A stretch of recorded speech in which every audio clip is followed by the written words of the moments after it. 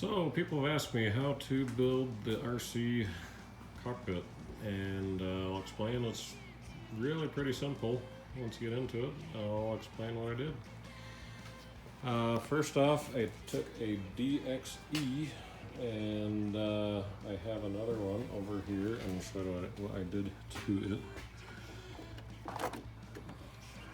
All I did was take out the gimbals and extend the wires. So you got two sets of 3-wire going to each gimbal. I literally just cut them, undid the 4 screws on each gimbal, and then I got some servo wire and soldered to the wires and shrink wrapped them. So I just extended the wires to the gimbals. And then I had my son 3D print 2 boxes to hold the gimbals. Now don't ask me how to 3D print. I gave him the dimensions, and he printed it up. So, but I took the same gimbals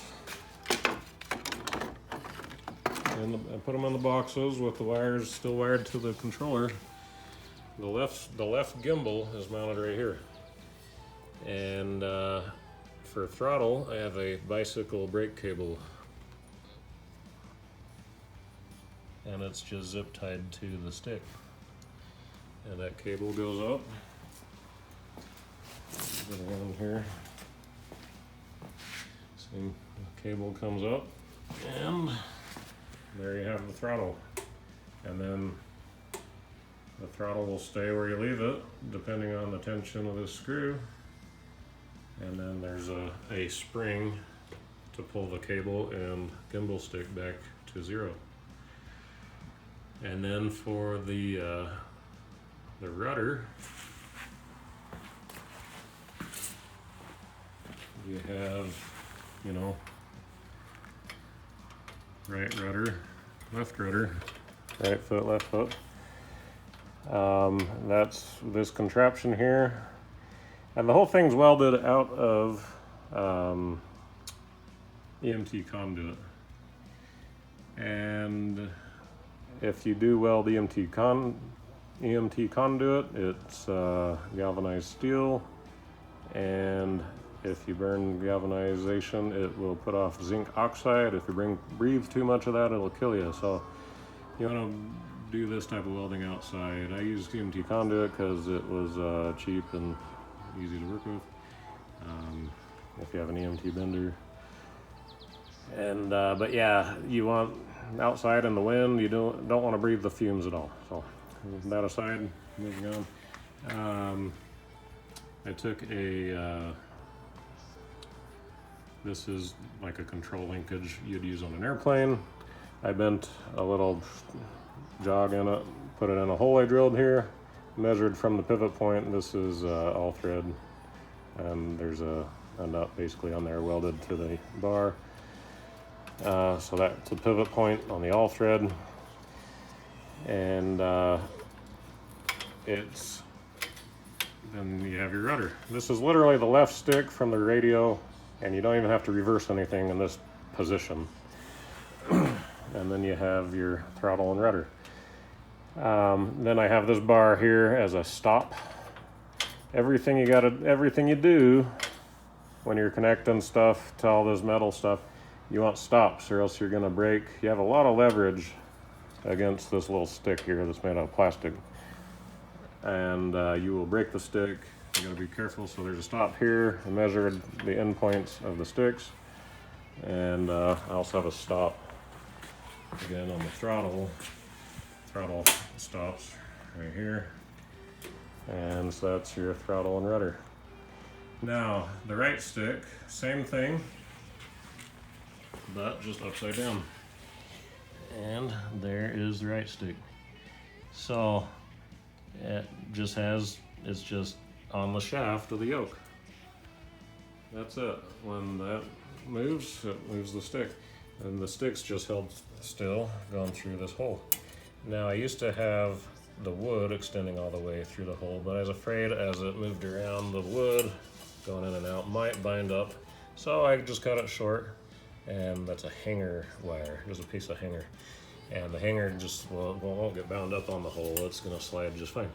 So if you literally just take out the right gimbal from the plane and mount it in that configuration, where actually that's would have been the top of the radio to the gimbal orientation, you literally actually don't even have to reverse anything there either.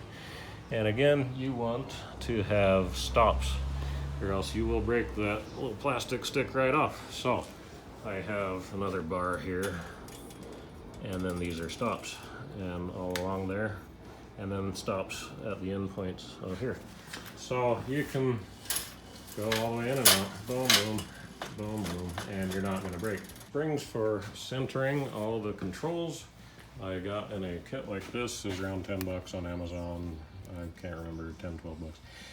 Anyways, if you search springs, this is what I got, 200 pieces. Also, this is shrink wrap, you can get on Amazon. This is wire you can get on Amazon. That and some conduit and welder, and it was a $100 welder from Harbor Freight.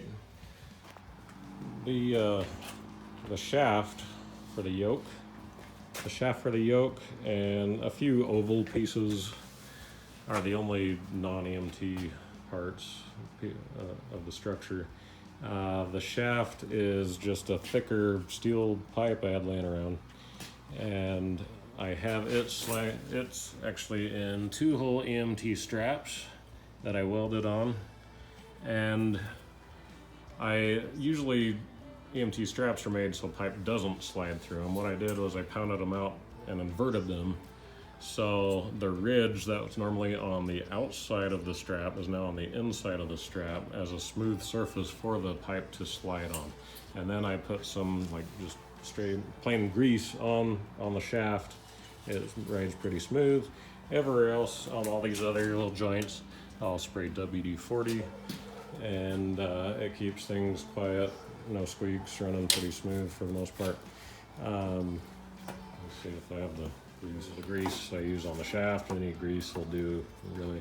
So no worries there. And then I just painted on the spray paint all black, and then zip tied the gimbal boxes on. To make the rudder pedals work, I had some of this steel rod laying around.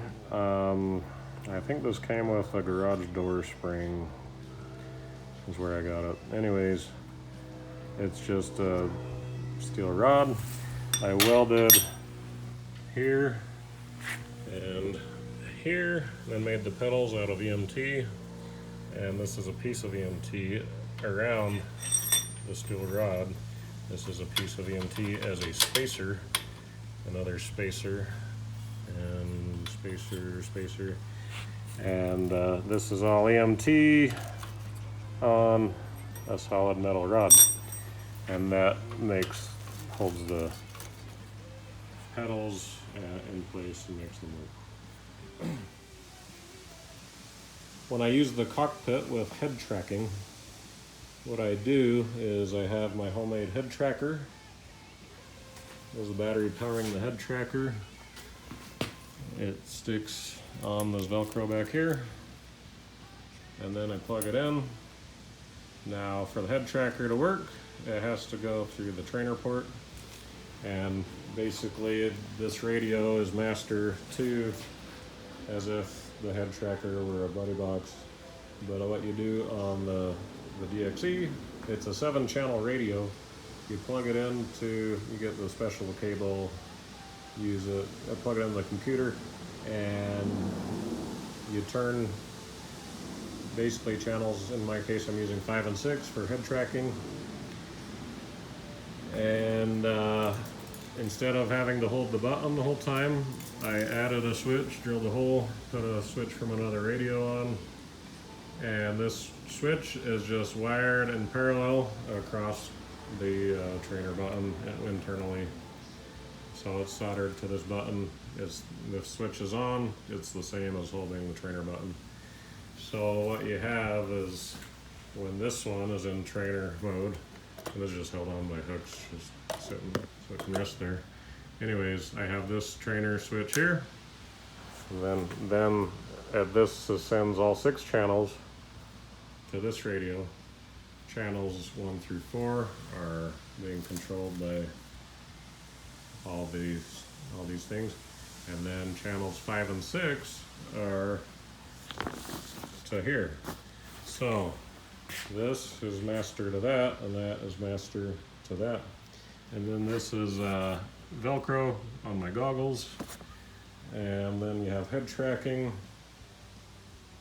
and all the airplane controls, yoke, throttle, and rudder pedals. To program the DXE, you need a computer and you need this cable. It is a SPMA 3065 cable. There's also one you can connect it to a phone. I've never used that one. I know this one works. And then you can send channels 5 and 6 only to the head tracker, and then keep control on 1 through 4.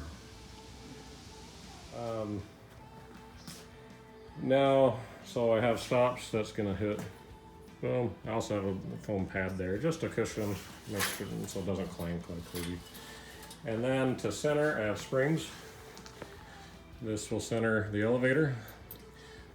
This will center the ailerons, and this will center the rudder. That's really it.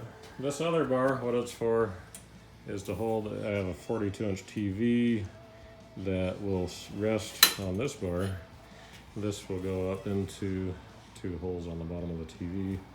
This will clip to a thing on the back of the TV, and then you have a TV mounted right in your face. Sometimes I'll connect an analog FPV receiver to the TV and do FPV to that, or I will use a flight simulator, real flight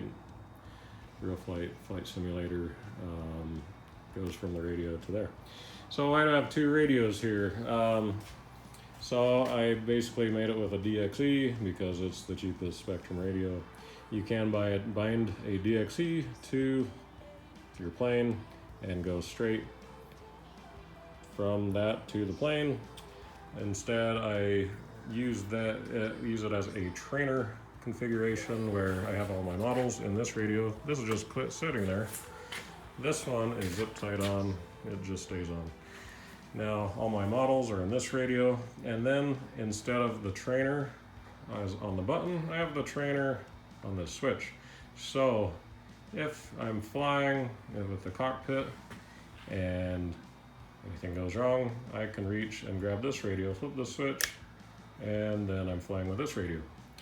I also train a lot of people and let them just get the experience and try it. I'll be holding this radio and throw the goggles on them. They sit in the chair and they are flying with that cockpit.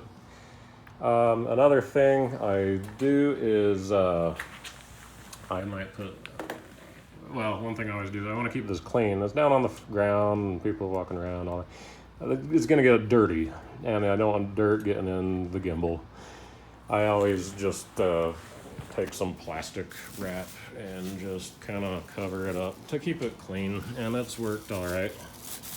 I'd like to get like a joystick boot, but I just haven't found the right one yet. Just to keep that gimbal clean, being down low on the ground.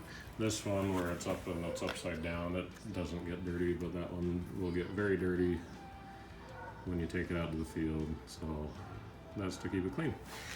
Any questions? I guess just put them in the comments, and if you build one yourself, let me know how it goes. Have a good day.